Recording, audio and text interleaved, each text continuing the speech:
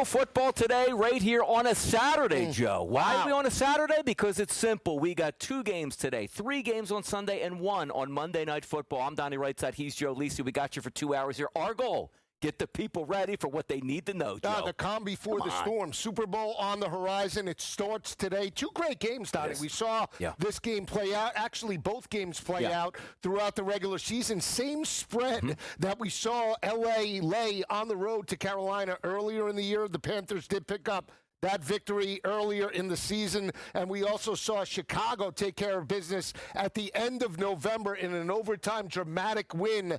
Can Caleb Williams and the Bears do it again? Underdogs in their own building today against the Packers. 2 NFC games will take place today, and then, of course, we have 3 games tomorrow in the split, and then the Monday Night Football game between the Houston Texans on the road to take on the Pittsburgh Steelers. So, Joe, why don't we set the table for the weekend itself? And since we do have today focus on the NFC, let's look at the NFC Championship picture, because the number 1 overall seed is the Seattle Seahawks. They're listed at a plus 170 price to take down the NFC, followed by the Rams and the Eagles along with the Packers. Let's start with the top 4 teams. Seahawks, Rams, Eagles, Packers. Do you agree it should be in that list right there? Well, I mean, I'm not going to take away from what Sam Darnold and the Seahawks did with that road win, dominant defensive effort against San Francisco, and we know that this team could do it, one of the best defensive units in the NFL. But I still have concerns about them big picture. I know Sam Darnold got it done in that road victory. I think it's going to be a tougher road in the playoffs. We saw him struggle last year against L.A. Donnie, I'm going to keep going back to your team and Kevin's team, the Eagles. I know that this team throughout the regular season, from an offensive perspective, showed a little bit of inconsistency, but they are the defending Super Bowl champs. We saw that defense bounce back into form. They face off against the 49ers. In my opinion, in the NFC, the road still to the Super Bowl goes through Philly, so I would have them at the top, but we'll see how it all plays out. And if things play out the way we probably think they will, right, you take a look at the Seattle Seahawks. They're the number 1 seed. You're going to have to go through Seattle if they keep winning their ball games. Same thing, really, with the Philadelphia Eagles and also with the Chicago Bears we'll just get into, which is why I wanted to bring up the Los Angeles Rams. Most people, Joe, see the Rams have the most talent because you say, head coach, very good, play caller, fantastic, defense there, electric front 7, they can defend, they got an offensive line. Like everything they fit the picture, Joe. But something didn't work out down the stretch. They're a plus 250 price. We just saw this game played that's going to take place today on November 30th. And actually Carolina beat the Los Angeles Rams. Are we not hyping up the Rams enough, or did they show us what they really were down the stretch? Yeah, I think it's part of a little bit of both. Honestly, they have the best quarterback in potentially Matt Stafford playing Super Bowl type of football throughout the regular season, 40-plus touchdowns. Devontae Adams coming back from the injury. We know what Puka could do, but we saw now teams expose them a little bit from a defensive perspective. That defense that we thought was completely dominant, they got boat raced by Atlanta in the rushing attack with Bijan Robinson. Carolina backs into the playoffs. This is a Carolina team that's going to have to step up, but when I look at the Rams overall, the concern that I have, Donnie, is, again, did they punch themselves out? Did they get too much momentum early, and now they're searching for answers? Quite honestly, they're going to have to run the football. I think with Kyron Williams, Blake Corum to take a little bit of pressure off of Matt Stafford, I don't think they could be one-dimensional. And in road matchups, especially today in Carolina, that could always be an upset. Let's take a look at that whole field there in the NFC, Joe, because if I said to myself, I want to invest or I want to make a bet on 2 teams out of these, and you're going to do the same thing in just a few moments here. For me, I would take the Philadelphia Eagles at plus 390, Joe, and also 10-1 Green Bay Packers, because we are going to get to the Green Bay Packers game tonight. And I do think the Green Bay Packers win that game. I'm taking a flyer. Eagles plus 390, Packers at a 10-1 price. Who's 2 teams you would take a look at, Joe, in the NFC? I'm going to stick with you with the Eagles at plus 390. Jalen Hurts, Saquon Barkley, and that defense, to me, too much value at plus 390 to get the defending champions in the NFC. But I'm going to take it a step further. I'm going to go against you. I'm going to take street ball Caleb Williams and the Chicago Bears. I really was impressed.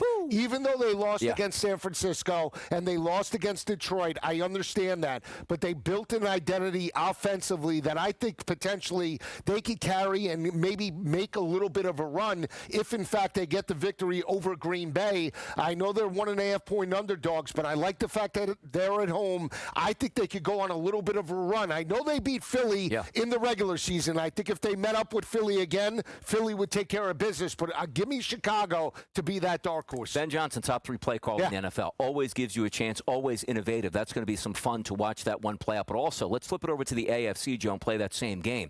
You want to talk about wide open the NFC? Take a look at the AFC. Number 1 overall seed is the Denver Broncos, coming in here at a plus 230 price, followed by the Patriots at plus 420. They are the 2 seed. Then you have the Buffalo Bills and the Houston Texans and the Jacksonville Jaguars. I look at from top to bottom in the NFC, a little bit heavy, right? Because you think about the Philadelphia Eagles and maybe the Los Angeles Rams. Joe, Broncos untested. New England untested here. Houston's in there. Jacksonville untested. A lot of untested teams here. Where do we go with this? Well, my 2 that I would take would be Jacksonville. I agree. I like Jacksonville, the way that offense has bounced back with Trevor Lawrence playing at an all-pro caliber type, and they were just abusing teams at the end of the regular season. I'm hoping that continues against the Buffalo Bills. Not going to be easy, obviously, with the experience of Josh Allen, but we know how bad that Buffalo defense is. Donnie, I'm going to shock you.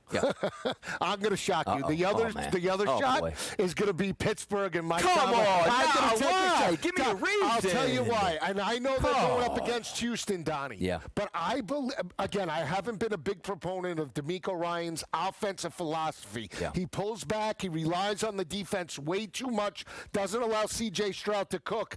I think if Pittsburgh could get the victory over Houston, I think they could go on a mini run with Aaron Rodgers, the experience. The rushing attack has come in now with Warren and Kenneth Gainwell. I like the defense. If they get Watt maybe at 80, 85% for a playoff run, maybe you have lightning in a bottle, and I'll take a shot with the deepest odds and a Super Bowl winning head coach. You know what's funny about this too, Joe? We see these lineups, and again, we've been talking about these games all week long. We'll get to the lines, we'll get to the weather, we'll get you guys everything you need to know. But Joe, I'm hearing this too. The winner of the Buffalo Bills Jacksonville Jaguars game is going to win the AFC. Are you buying into that at all? Well, I do believe in Jacksonville, but again, I 8 don't. in a row, Joe. 8 in a row. You know, and another one, Donnie. I mean, the other team that I'm high on, I didn't pick it, but it is the Chargers. I think the Chargers have an opportunity with Harbaugh this year. I know Justin Herbert and that team haven't stepped up in playoff situations, but they're playing in an inexperienced team in New England, rookie quarterback or second-year guy in Drake May making his first playoff appearance. They have an opportunity, just like Jacksonville, to potentially seize the moment and make a run, but I'll still buy into the more complete offense at this point, and that's the Jaguars. You know what's funny about that, too, with the Chargers? They're a 12-to-1 price, not to win the Super Bowl, but actually win the AFC, Joe. I look at that number and say, can you imagine if their offensive line was healthy?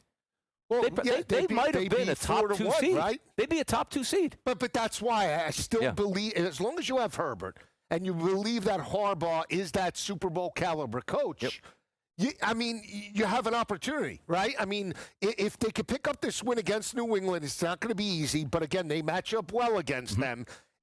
Marion Hampton is out in that lineup. It doesn't matter. Those wide receivers, potentially with the passing attack, they can ride maybe Justin Herbert if he gets hot. That's the main question. Can he get hot? They were hot for a half against Houston last year, fell off a cliff in the second half of that ballgame. Let me talk to you real quick about the awards here. And the regular season MVP award, it was Drake May's gift wrapped until the last week of the season. One of my favorite bets last week, Joe, was Drake May over 1.5 touchdowns. I said, Vrabel's going to do him right. Stafford's going to play an entire game. They already told you that. It's up to you to get Drake May 2 to 3 touchdown passes. He basically has him running Wildcat in the red zone. He throws 1 touchdown, Joe, and I see right now today, Matthew Stafford, at least at FanDuel's a minus 400 price to win MVP. Why would you do that to your player? You know he's up for MVP. That is a massive, massive award for your career, and he didn't help him? Yeah, he didn't help him. Again, is Vrabel just more of a team guy at this point? He doesn't want. Can't do that. I understand that. It just rattles your brain when you think about it. I mean, McVay feeding Stafford in exactly. that game. The opposite happened with the Rams, which again, like you don't owe them anything, all in the Joe? second half. He was throwing all over the yard in that victory. So Amazing. We'll see. We'll see what Stafford could do today against They're Carolina. lining up in the 5-yard line, Joe, and they're running up the middle. And then when it was 1st and goal at the 1, they put Drake May at wide receiver. I said, oh, my goodness, like the fix is in against me at this point right now. Should have been an easy winner, but it wasn't. We have more hot topics on the way, which includes game number 1 in the NFC, the Rams, taking on the Carolina Panthers. In the rain? Uh-oh. We'll be right back.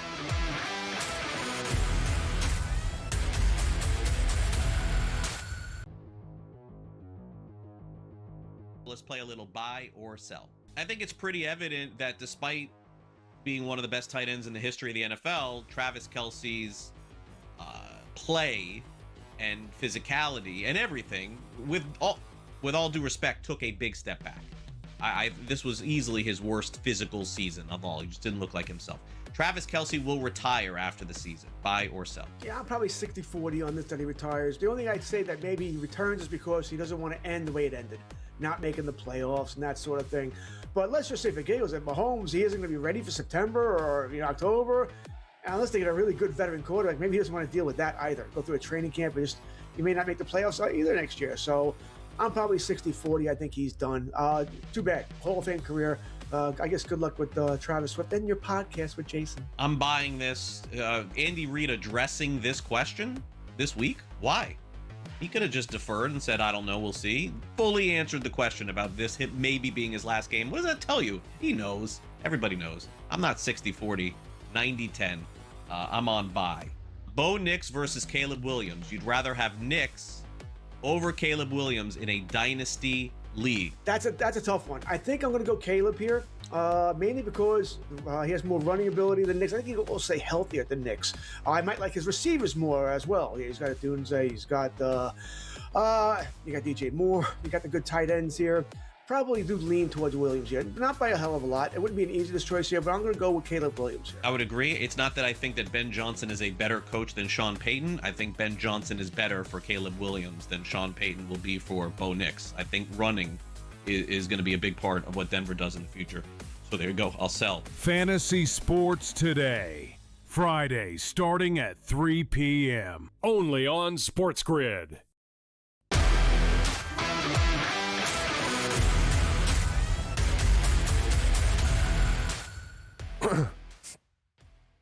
Saturday special edition. As I said, we got you for 2 hours. It's Donnie Rightside along with Joe Lisi right here. Interesting environment for the next game we're going to talk about, Joe, and that is the Los Angeles Rams and the Carolina Panthers and how we got here.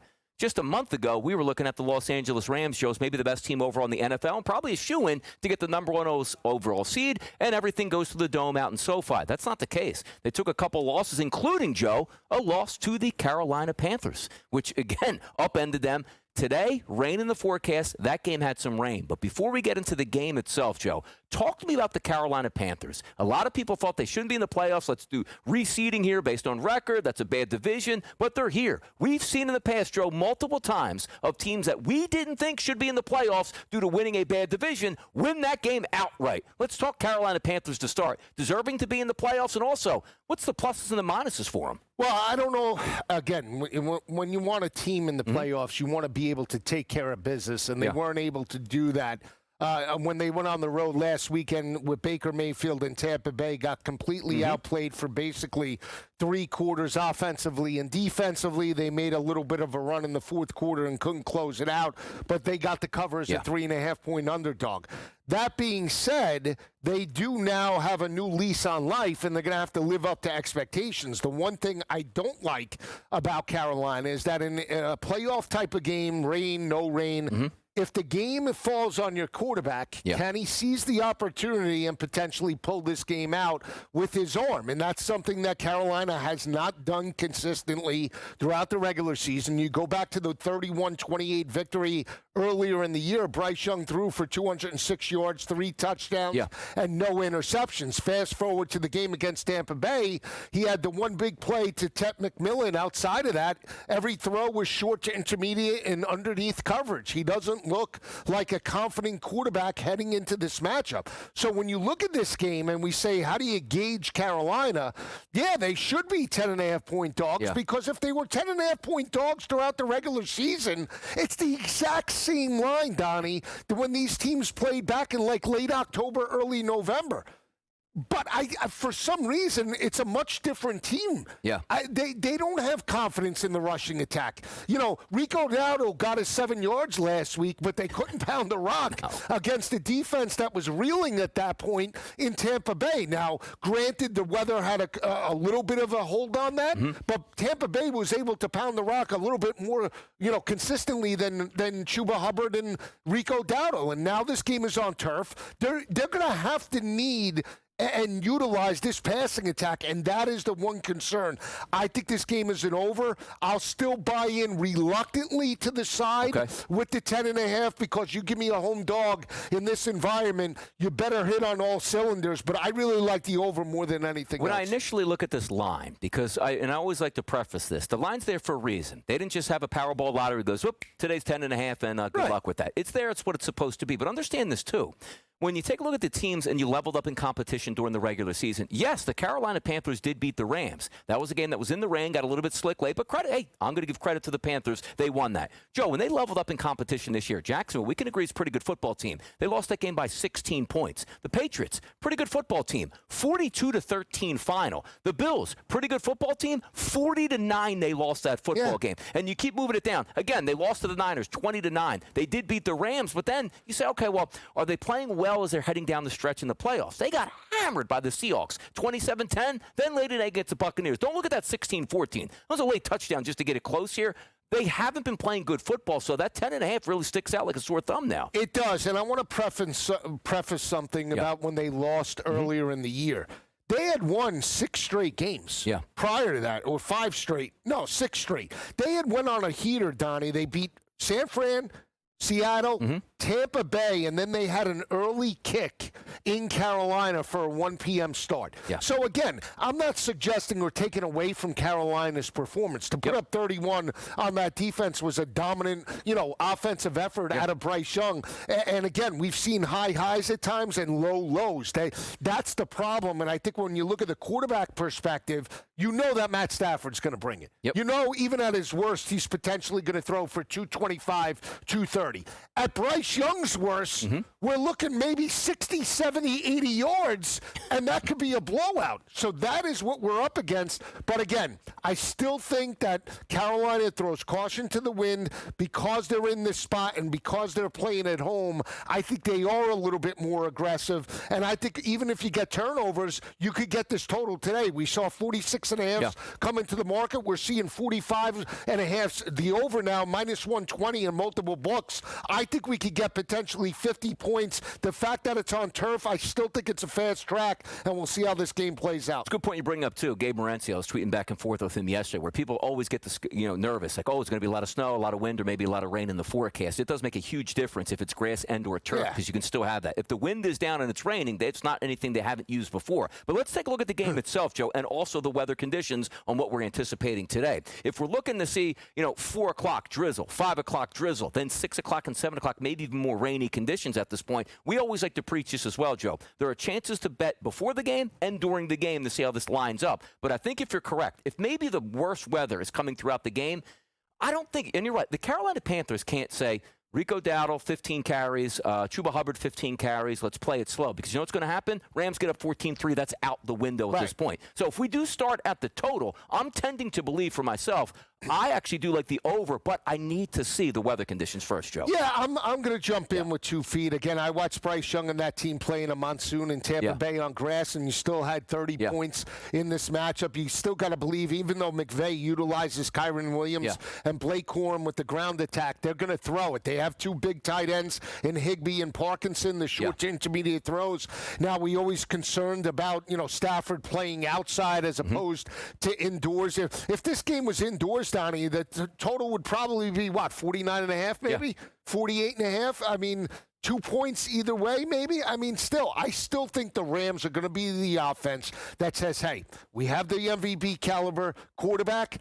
We're going to race to 30, see if you could catch us, and see if you could do it again and duplicate what you did earlier in the year. And I think McVay will bet against that, right? If his offense scores anywhere from 24 to 28 points, they got to believe they're coming home with a win today. And also understand, the psyche of these teams, too, as we play it out. You saw last week, The Rams could have very easily took a bye and said, well, we can't get the top couple seeds. It's no big deal. They played as hard as they could because they knew, Joe, they would get the Carolina Panthers if they won, and they got the Carolina Panthers, which is really disrespectful to the Panthers. But again, it sits at 10. The ticket count in this game, Joe, 55% coming in on the Carolina Panthers, 45% coming in on the Los Angeles Rams. We'll see where this gets to game time, but it's been 10.5. We're now seeing 10s in the marketplace. Joe and Donnie, we're going to talk about this a little bit more after the break, maybe a little prop perspective as well. Don't go anywhere. We'll be right back.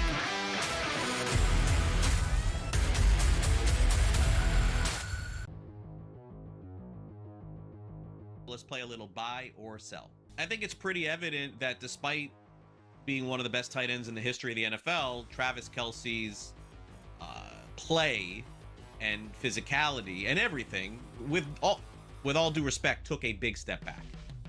This was easily his worst physical season of all. He just didn't look like himself. Travis Kelce will retire after the season. Buy or sell? Yeah, I'm probably 60-40 on this that he retires. The only thing I'd say that maybe he returns is because he doesn't want to end the way it ended, not making the playoffs and that sort of thing.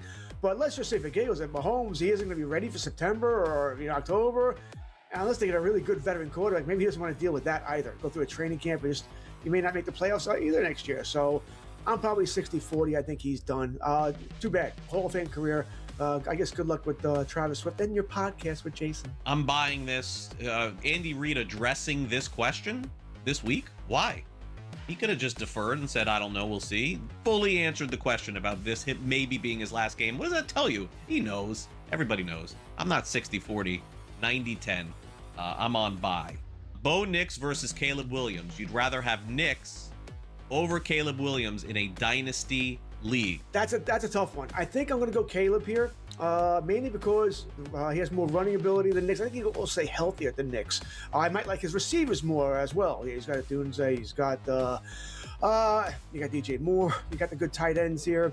Probably do lean towards Williams here. Not by a hell of a lot. It wouldn't be an easiest choice here, but I'm going to go with Caleb Williams here. I would agree. It's not that I think that Ben Johnson is a better coach than Sean Payton. I think Ben Johnson is better for Caleb Williams than Sean Payton will be for Bo Nix. I think running is going to be a big part of what Denver does in the future.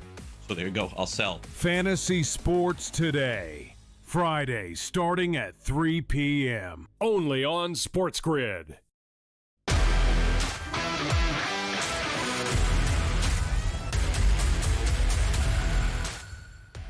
Pro Football Today, Donnie Rightside and Joe Lisi. Oh, the fun has only begun here, Joe. We haven't even had these games started yet. I'm already feeling the juice right here. By the way, game number one does not start. Usually we get off the show at like 1 o'clock on a Sunday. It's like, okay, here we go, game time. You got some time to filter through because these are afternoon and evening starts tonight. But we were talking about the Los Angeles Rams and the Carolina Panthers. I think it's going to be an entertaining game because I do think we can have some fun, Joe, in the props market. But we didn't spend enough time saying, okay, this line opened up around 10, still sits at 10. That's a double-digit line for a playoff game for a road team. There are no style points in professional football. If you tell me Sean McVay today and you whispered in his ear, you're going to win 25-24, he'd love it because it means they're moving on, Joe. But do we have this big of a mismatch in this game, even though on November 30th we saw the Panthers win in a rainy environment? Yeah, I think you do because, again, it comes down to the quarterback, and it comes down to Bryce Young. We've seen this team, and you can go back to the game against the Buffalo Bills. Every other week, Donnie, they've been a hot and cold football team, right? And it seems like Bryce Young, their quarterback, goes either way depending upon the opposition. And we haven't seen him really bounce back into form. He had a 442-yard performance against Atlanta in an overtime win. But they trailed for a majority of that game. He didn't come on until they were down by basically 20-plus points. And again, you cannot have that in a playoff environment, especially in your building. When you look at Dave Canales and you look at this team, you have to feel confident. Can Bryce Young deliver the football to not only Ted McMillan? Can he get the football to secondary wideouts like Jimmy Horn and underneath to Tommy Tremble? Last week, he gives Tremble 38 receiving yards. Ted McMillan, he hits one big play. It comes in the fourth quarter when they're down already by double digits. Can this offense cook early? And I am concerned about the mindset of Canales because, again, knowing that they backed into the playoffs, right, and knowing that they're at home, does he take a more conservative approach, or does he throw caution to the wind and say, last time we played them, we put up 31 points in our building and Bryce Young had one of his better performances. I'm going to, open up the offense and be more aggressive on first and second down to open up the rushing attack. That's what I want to see play out. I think that's the only way they could be within margin, because to your point, if they run on first and second down with Hubbard and Dowdle, they're dead. You know what? And again, I've spent a lot of time around Joe Lisi here, one of the more contrarian guys that you have, but puts thought into the process. But you're right here. What's the thought of the most, I don't want to say the common handicapper, the person that's going to sit down and watch this game today and goes, Carolina better run the football and keep the Rams off the field. That doesn't, everybody would do that then, Joe. Yeah, if you had a bad football team, everybody would do it. Yeah, and then you're going to put, what you're going to do is you're going to go 3 and out, or maybe you get 30 yards, you'll punt, and then Stafford will go down, score 7-3. Yep. You're down, now you're down 10-3, 17-3, and then there goes the game plan out the window. If you want to run the football, you have to be aggressive, utilize play action, open up the front seven, get them to think pass, and then you could utilize Chuba Hubbard and Dowdle. You could still utilize the running backs in the screen game or the passing game, and then get them involved in the offense with the rushing attack. Again, if they go into this one-dimensional, Canales is going to get eaten alive by play calling by Sean McVay, and they're going to run away with this and cover this 10.5-point number. There is a way that the Carolina Panthers can win ugly. We're not saying that. It's just that on the likelihood of, the Rams have an off day on offense, everybody's healthy. Devontae Adams is coming back. They're as full go as you could possibly be in this game. Answer me this, Joe. Passing props in this game. Bryce Young is around that 190 level. Yeah. And then touchdown passes over 1.5 plus 164. Yes, there's an alternate universe where he can win throwing for 134 yards and 1 touchdown pass. But if I'm betting Carolina to be competitive or winning this game, I'm looking at Bryce Young saying he better have 2 touchdown passes, and he better be at 200 passing yards. I think 2.25 is more realistic because, again, if Stafford could grip the football and it's not heavy rain, he's going to go for, I believe, 275 in this game. They're going to push tempo. There's no reason to let the foot off the gas, especially in a playoff environment when you have a team potentially that you lost to, right? So if L.A. jumps up early, knowing that they lost a regular season game, McVay is not going to let his foot off the gas and just say, hey, let's run it in the second half. They're going to look to put up 40 on this team and then worry about next week's opponent after the fourth quarter's over. I mean, again, you cannot be complacent in this type of atmosphere. They have the much better, more complete offense and the much better quarterback. They're going to let them cook today. I'll tell you the one thing, too, is when you look at the odds makers, it's a 10-point spread. And, again, we're not talking about 65 as a point total there. We're in the mid-40s. You take a look at Rico Dowdle. His number, Joe, 46.5. Chuba Hubbard, 26.5. So the odds makers aren't under the impression that Carolina's going to slow the game down and dominate on the ground either. No, I mean, it goes down to which team is dictating tempo, right? We talked about it last week. Last week, Carolina had an opportunity to dictate the tempo because they were on the road. They didn't do that. Now they're coming back home to a team now that's basically hitting on all cylinders offensively with Devontae Adams coming back. Good luck. No surprise, Joe, the leader in the clubhouse, at least with FanDuel today, Devontae Adams, minus 140 price to score an anytime touchdown. I can't do it. No, he'll go to him, but I'm not taking him for an anytime touchdown. I'll take him for yards today. Plus money's what we're looking for. How about Ted McMillan on the other side, a plus 185 number? All that much, much more on the way. And, Joe, we got a Saturday night football game, the NFC North Division. We'll talk about it next.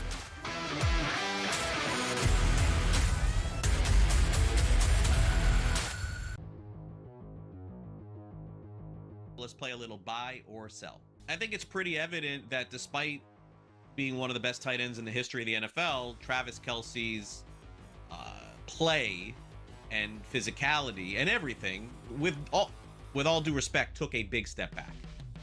This was easily his worst physical season of all. He just didn't look like himself. Travis Kelce will retire after the season. Buy or sell? Yeah, I'm probably 60-40 on this that he retires. The only thing I'd say that maybe he returns is because he doesn't want to end the way it ended, not making the playoffs and that sort of thing. But let's just say for Giggles, at Mahomes, he isn't going to be ready for September or October. Unless they get a really good veteran quarterback, maybe he doesn't want to deal with that either. Go through a training camp, and you may not make the playoffs either next year. So I'm probably 60-40. I think he's done. Too bad. Hall of Fame career. I guess good luck with Travis Swift and your podcast with Jason. I'm buying this. Andy Reid addressing this question this week. Why? He could have just deferred and said, I don't know, we'll see. Fully answered the question about this maybe being his last game. What does that tell you? He knows. Everybody knows. I'm not 60-40 90-10. I'm on bye. Bo Nix versus Caleb Williams. You'd rather have Nix over Caleb Williams in a dynasty league. That's a tough one. I think I'm going to go Caleb here, mainly because he has more running ability than Nix. I think he'll also stay healthier than Nix. I might like his receivers more as well. He's got Dunze, he's got you got DJ Moore, you got the good tight ends here. Probably do lean towards Williams here. Not by a hell of a lot. It wouldn't be an easiest choice here, but I'm going to go with Caleb Williams here. I would agree. It's not that I think that Ben Johnson is a better coach than Sean Payton. I think Ben Johnson is better for Caleb Williams than Sean Payton will be for Bo Nix. I think running is going to be a big part of what Denver does in the future. So there you go. I'll sell. Fantasy Sports Today. Friday starting at 3 p.m. Only on SportsGrid.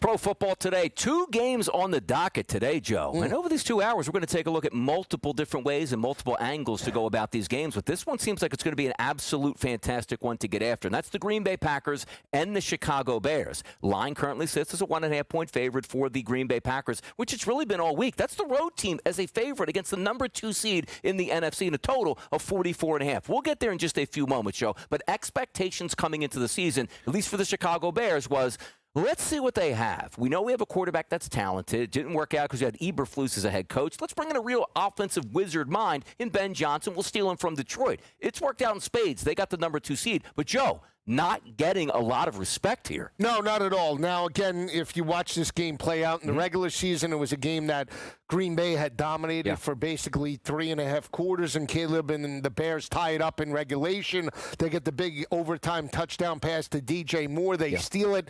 But just on, I guess, perception, it's that Chicago didn't seize the opportunity. They lost down the stretch to Detroit, a team that they got dominated earlier in the year, 52-21 in that matchup, and then lost to, obviously, San Francisco in the primetime matchup. But I think when you look at this offense and you look at the personnel, for me, Donnie, I really like the identity that Ben Johnson and this team have now. I know they haven't put it together basically in the last couple of games of the regular season, but for me, I believe in Caleb Williams. I believe in this team. If they were on the road in Lambeau, I think it would be a little bit different atmosphere, and I'd have a little bit different feel to go into a road environment. But in Soldier Field, with now their hot play caller, I think they're playing with a little bit of more momentum.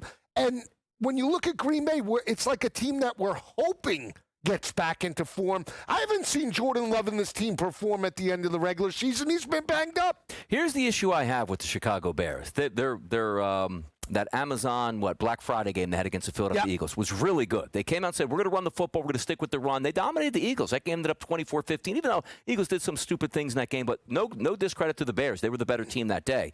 Then you see them move on, Joe. They lose to the Packers 28-21. You beat the Browns, they're bad. You beat the Packers 22-16. You might say that was a great win. That was also the game where Jordan Love got a concussion early in that game. You had an onside kick at the end winning. It's sort of a crazy finish. They probably should have lost that, which means then they lost to the Niners, and then they lost to the Lions with a lot on the line to end the season. When I look at the Green Bay Packers also, Joe, coming into the season, was like, okay, maybe it's going to be Super Bowl or bust. Can LaFleur have a good season with them? They lose Micah Parsons, which took a lot of the wind out of the sails on people that thought they can get over the hump. Then you had the injuries to Jacobs during the season, playing with a bad knee at this point, and then you have obviously the concussion at the end of the season for Love. They're all healthy now, Joe. So looking at the Green Bay Packers coming into this game, what are your thoughts? Well, that's the concern, though. Yes, they're healthy, right? And we understand that they want to utilize Josh Jacobs in the ground attack.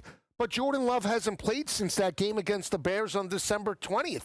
Are we not concerned about any ring rust or the quarterback to wide receiver relationship? How's he going to look? They still don't. We believe it's Christian Watson as the pure number one, the way he's emerged in that offense. But again, that's who knows? I don't know what to expect. They're a 1.5-point road favorite based off of how LaFleur and how this team have played in the playoffs in the past. Yeah. But I'm going to go right now to the offense that I believe is a little bit more consistent, a little bit more complete, with a play caller that has a quarterback in Caleb Williams that potentially could take the game over, not just with his arm, but with his legs. I think Caleb's legs could be a factor with the wet track today, and I like the way Loveland's been involved in the offense. Monangai and obviously DeAndre Swift are a dominant 1-2 attack.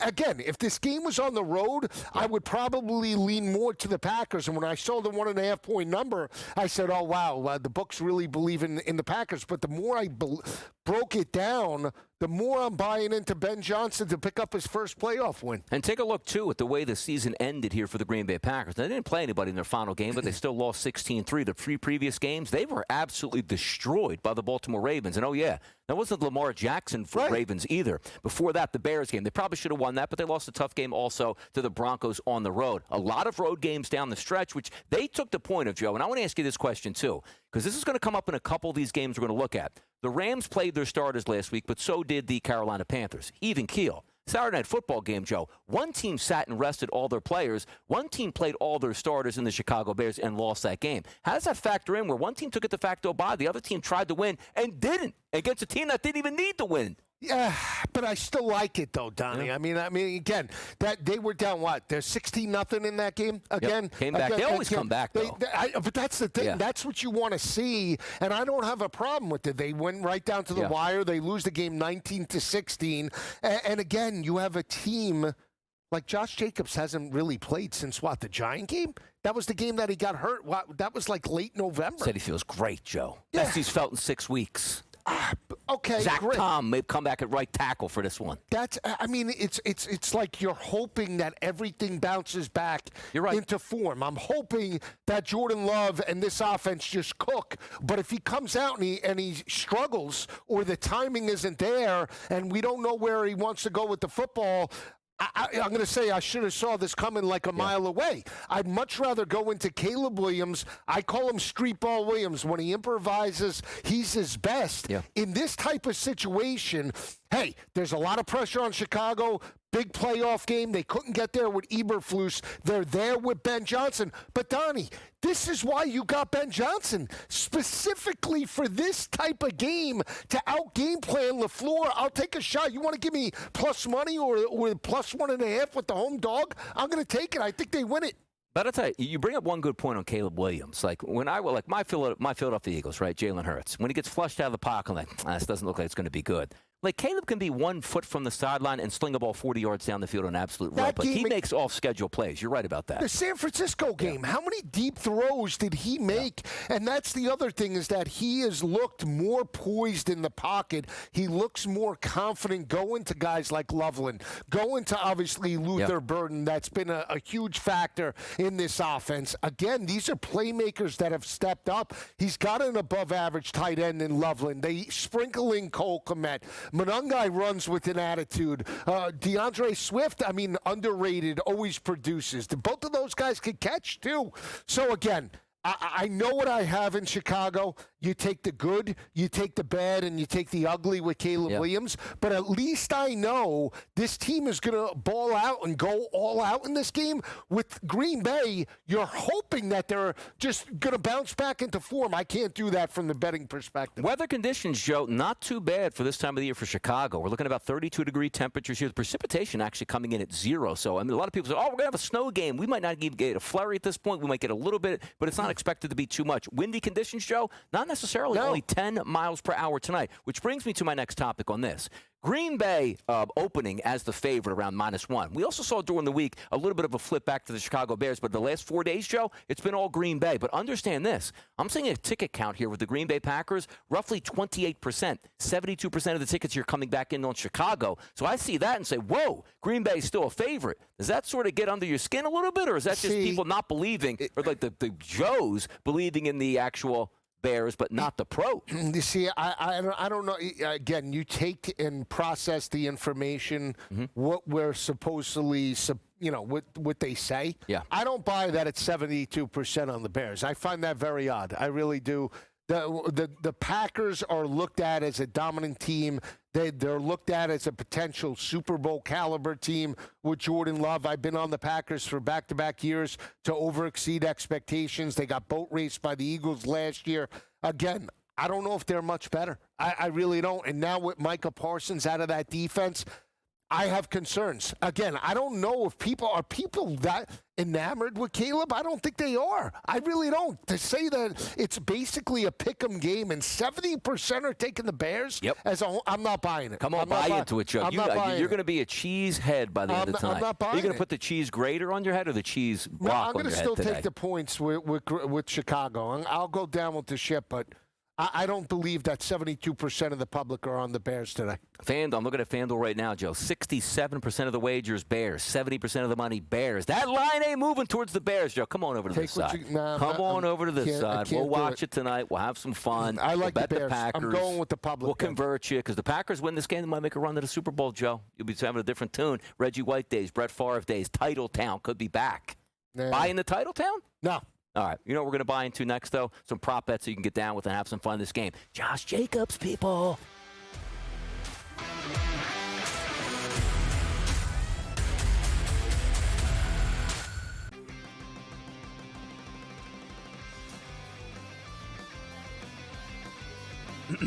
Class is in session.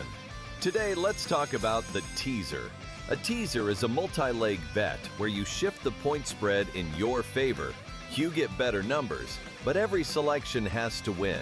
It doesn't matter what you bet if you don't have the insights. Tune into SportsGrid and get ahead of the class. They have one more win than Chicago, and they literally beat Chicago in Week 17, and yet the Niners are on the road and the Bears are at home. Why? Because of an outdated rule that says, well, winning your division is the holy grail. Rewarding an 8-win division winner with a home playoff game is like giving the corner office to the guy who won the office fantasy pool instead of the guy who actually closed the accounts all year. The Early Line, only on SportsGrid. Maybe the fact was that the kicker just blew a 44-yard field goal. Now, by the way, I feel horrible for this kid, Tyler Loop, who made every single field goal this season 44 yards or less. But the extra point that was missed just before that by Chris Boswell was the only extra point that he missed all season long. So did they bless that same holy water when Boswell missed the extra point? Come on, guys. Let's get it. Newswire, only on SportsGrid. It's going to open up Pandora's box, but I will say this. I do believe players that sign now, like Najee, should not be eligible now, but should have to sit out and come back in next year. It's just a slippery slope. And I agree with people like Tom Izzo. I don't like it at all. College basketball today, only on SportsGrid.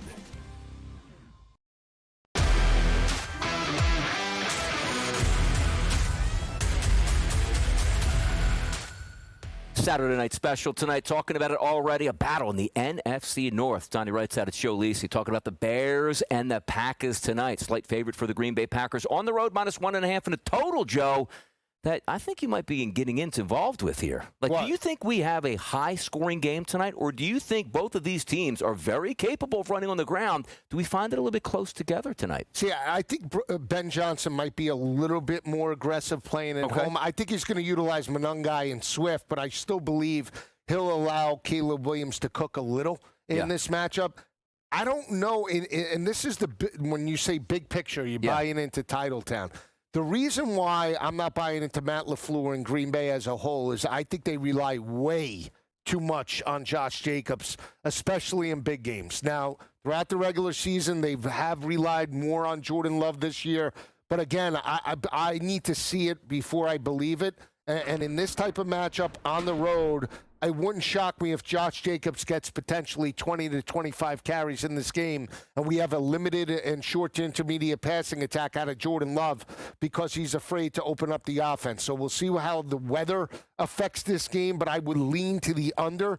Don't love the total in any capacity. But again, I do feel more confident in Chicago's offense than I do Green Bay's. Rested and ready here, the Green Bay Packers are, Joe. So let's talk about the quarterback situation today. You got some pretty good numbers here listed. Caleb Williams, about 208.5 is his passing prop, along with Jordan Love, 222.5. Both of these guys, very nice numbers on throwing 1.5 touchdowns or more in this game. I know you're backing Caleb Williams, but does this feel like he has to be winning on his arm, Joe? I know he's very, fleet of foot where he can get outside the pocket. He doesn't run a ton, but sometimes I change the landscape of, like, how do I operate with maybe trying to invest, let's just say, in a quarterback running where in the playoffs, everything matters. Like, you're going to take off a little bit sooner than you should because every single extra yard means something here. Give me a little Caleb Williams action today. What do you got? I took him 25-plus rushing and an anytime touchdown, and the reason why I go back to Jaden Daniels last year in the road performance where they were 9.5-point dogs against Detroit.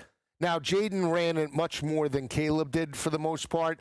But again, with the playoff, to pick up your first playoff win and to really, rally the city of Chicago around you, I think if the game is on the line, he's going to tuck it and run. He didn't do it as much against San Francisco, didn't do it as much against Detroit. But in this matchup against an arch enemy, divisional opponent in a playoff environment, I think he could take the game over with his legs. Again, I don't know if he's going to sit back there and just every opportunity he drops back, he's going to run.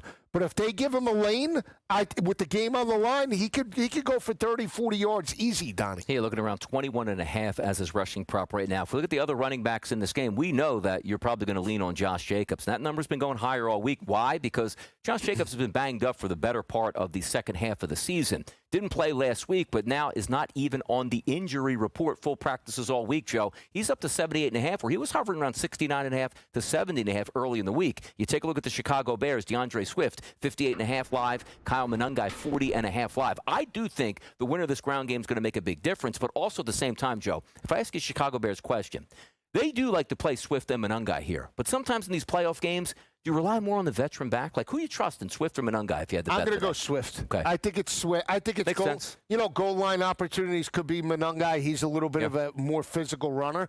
But I do believe it's Swift to take over. If you go back to the big games as well, Philly, Swift had a big game. Both went over 100 in that game. Yeah, San Francisco, Swift had, what do you have, two rushing touchdowns, over 80 yards on the ground. I mean, Swift is a guy that you can rely on. It's not to take away from Monangai. I just think, again, in this environment, it's sort of like what Ben Johnson did with Jahmyr Gibbs in Montgomery last year. Right? It's like, it should be Gibbs. It's Montgomery, the veteran. Kills you every single time at that point as you play it out, Joe. If we do look at the receiving props in this game, Christian Watson playing very well since coming back from the injury this year. He's at 53.5. But you look at the Chicago Bears, Joe, and if you like the Bears and you think that Caleb's going to get at least 200 passing yards, you got discounts across the board. Roma Dunze hasn't played in a couple weeks. He's going to be back. He's their number one guy, Joe. 32.5. Luther Burden's really took over that role. 41.5 at this point. DJ Moore, Joe. 26.5. Yeah. Looks like value across the board if you like the Bears today. Yeah, I'm going to go security blanket. I'm going to go Loveland. Okay. I mean, again, wet track. Double up with the tight ends, Joe. Come on. How about Swift receiving? What's he got? 13.5. Cole Kmet, Joe, 11.5. Monangai, 5.5 Monangai, Joe. A little dump pass. I think both of them. Okay. I think Swift and Monangai. Again, we hear about the rain and the potential wet track. How's it going to affect the passing attack? Again, I think Chicago will open it up a little bit more. But again, I mean, Burden's been Luther Burden could go 40 in one pass. Yeah. I don't like a Dunze just because coming right back into the Hard offense. to trust him.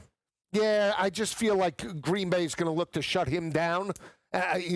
Luther Burden and Loveland have really been the go-to guys for Caleb in the passing attack. He's had a great relationship with them.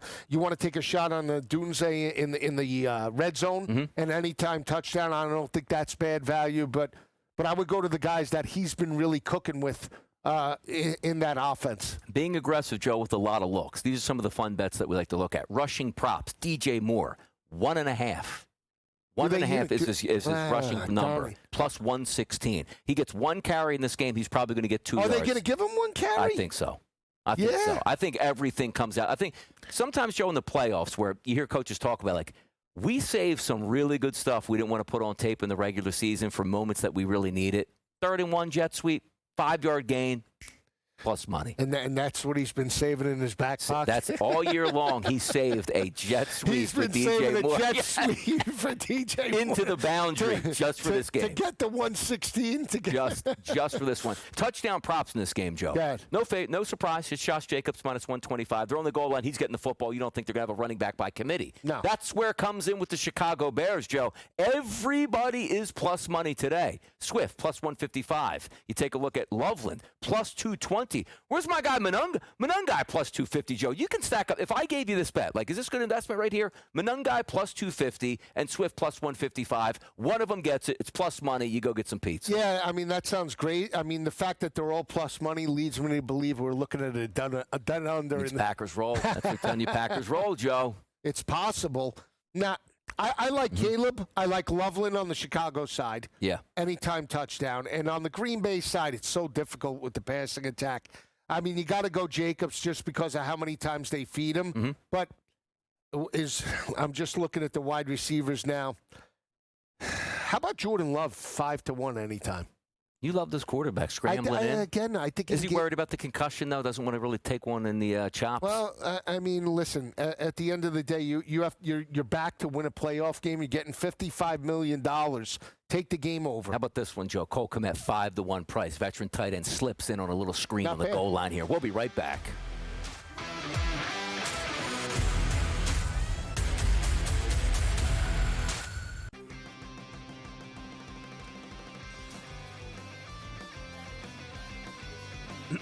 Class is in session. Today, let's talk about the teaser. A teaser is a multi-leg bet where you shift the point spread in your favor. You get better numbers, but every selection has to win. It doesn't matter what you bet if you don't have the insights. Tune into SportsGrid and get ahead of the class. They have one more win than Chicago, and they literally beat Chicago in Week 17, and yet the Niners are on the road and the Bears are at home. Why? Because of an outdated rule that says, well, winning your division is the holy grail. Rewarding an 8-win division winner with a home playoff game is like giving the corner office to the guy who won the office fantasy pool instead of the guy who actually closed the accounts all year. The Early Line, only on SportsGrid. Maybe the fact was that the kicker just blew a 44-yard field goal. Now, by the way, I feel horrible for this kid, Tyler Loop, who made every single field goal this season 44 yards or less.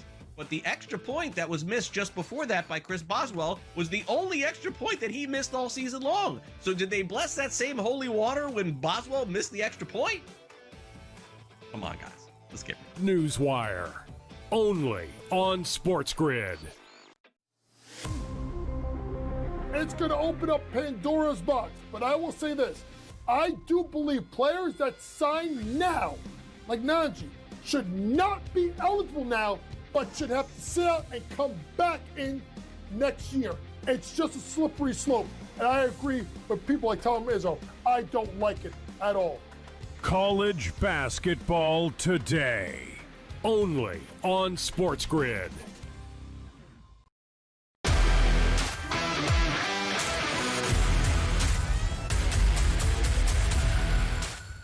Aren't we having fun this morning? Absolutely we are. It's Wildcard Weekend. By the way, Joe, real quick, Yeah. what happened to Super Wildcard Weekend? They dropped it? They couldn't get the trademark?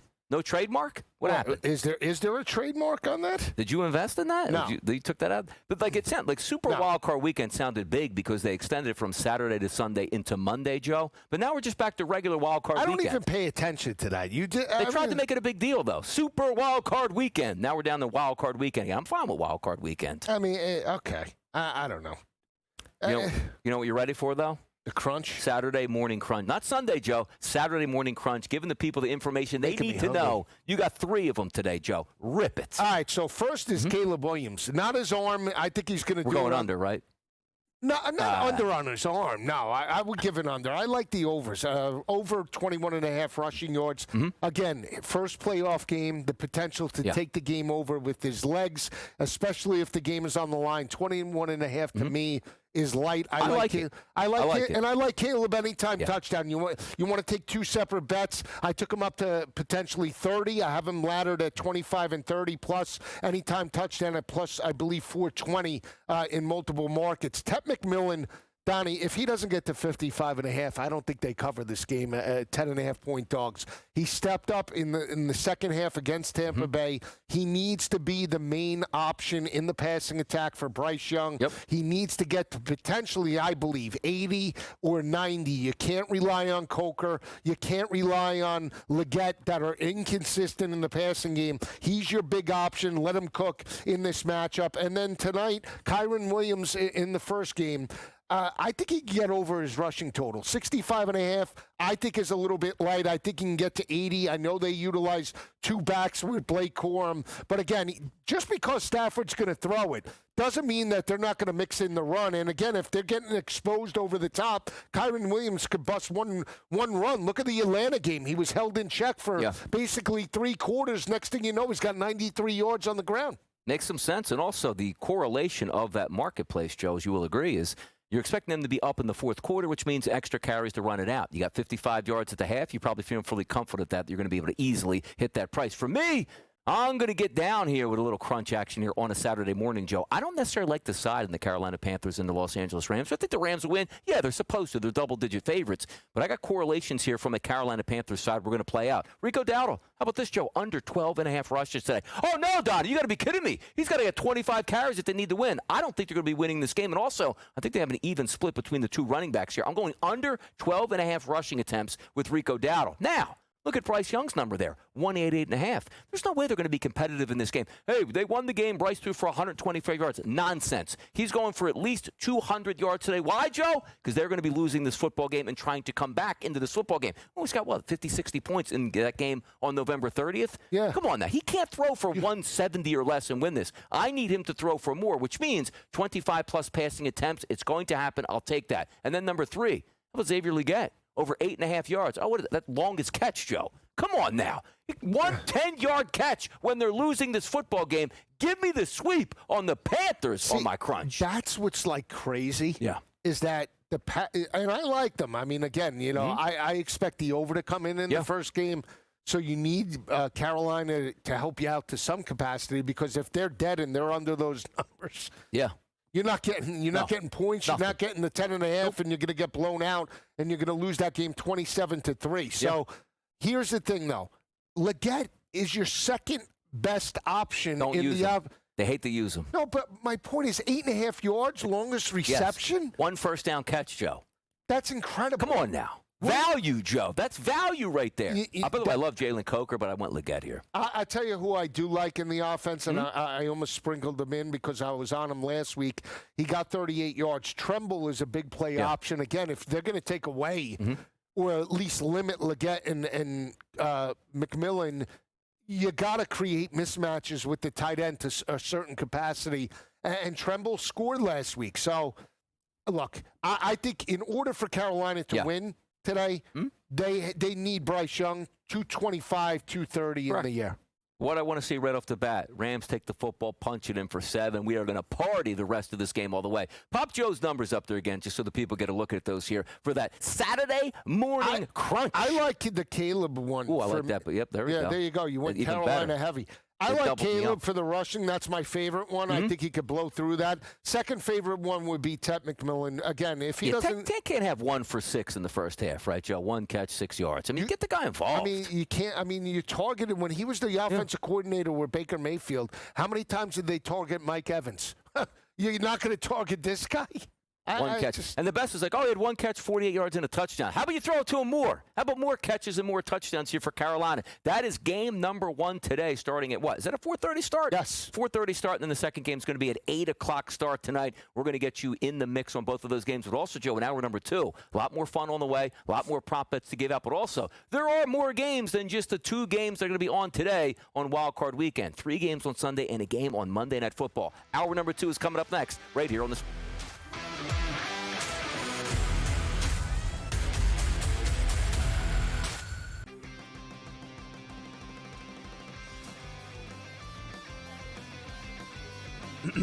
Class is in session. Today, let's talk about the teaser. A teaser is a multi-leg bet where you shift the point spread in your favor. You get better numbers, but every selection has to win. It doesn't matter what you bet if you don't have the insights. Tune into SportsGrid and get ahead of the class. They have one more win than Chicago, and they literally beat Chicago in Week 17, and yet the Niners are on the road and the Bears are at home. Why? Because of an outdated rule that says, well, winning your division is the holy grail.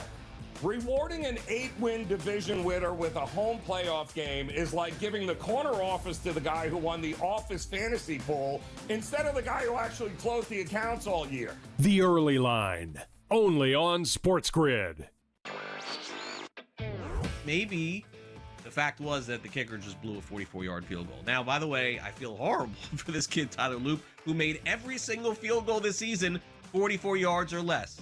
But the extra point that was missed just before that by Chris Boswell was the only extra point that he missed all season long. So did they bless that same holy water when Boswell missed the extra point? Come on, guys. Let's get it. Newswire, only on SportsGrid. It's going to open up Pandora's box. But I will say this. I do believe players that sign now, like Najee, should not be eligible now, but should have to sit out and come back in next year. It's just a slippery slope. And I agree with people like Tom Izzo. I don't like it at all. College basketball today, only on SportsGrid.